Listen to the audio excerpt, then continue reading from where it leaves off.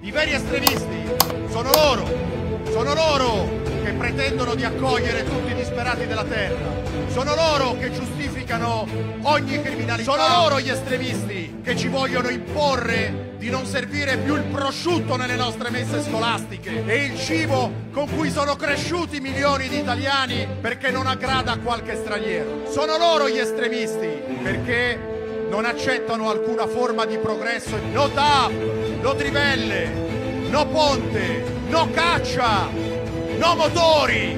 Loro sono gli estremisti. E sono loro gli estremisti che chiamano risorse persone che non pagano un euro di tasse e che si appropriano di quello Stato sociale che noi abbiamo costruito con la nostra fatica. E in ultimo sono loro gli estremisti che attribuiscono un valore diverso alla vita delle persone in base alle idee che queste persone promuovono, come hanno fatto con Charlie Kirk